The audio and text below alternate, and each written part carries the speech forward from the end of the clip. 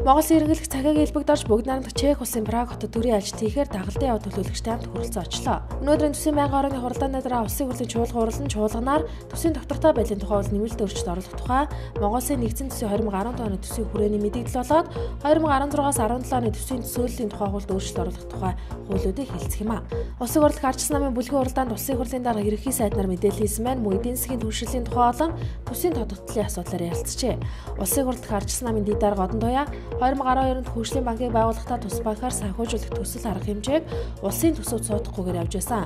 Тухайлбал Чингис Самура бонд улсын төсөв суухгүйгээр хөгжлийн банкар дамжигдаж явж байсан учраас төсвөөс гадуур байгаа нэмэлт 2 төсвөөр явж байсан асуудлыг Монгол Ардын намын шаардлага шахаагаар төсвийн доктортой байдлын тухай хууль нийцүүлээд нэг төсөвтэй болсон чинь өрийн хэмжээ 50 намрны 3 болсон тодорхой гэж мэдээлсэн байна. Монголын эдийн засгт тулгараад байгаа хүндрэлтэй асуудлыг шийдвэрлэх зорилгоор Монгол Ардын нам 38 хүний бүрэлдэхүүнтэй ажлын хэсгийг байгуулжээ.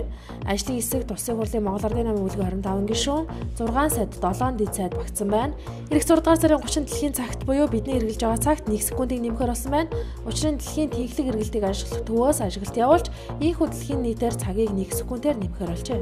Улсын драмын эрдэмтнээр 5-6 тэрбумын бүрэн засвар хийж ирэх 11-р сард ашиглалтанд оруулахар болжээ. Монголын ахмадын чөлөө толгойноос ахмадууд аз жаргалгүй сэдвүүд хэвлэлийн байгууллага хийж, Монголын ахмадын холбоог хуулийн ялалтын байгууллага шалгуулах болсонлоор мэдээллээ. Өнөөдөр ахмадуудын 90% аз жаргалгүй амьдарч байна. Тиймээс тэтгэврийн дээд болон доод хэмжээг ойртуулах хэрэгтэй.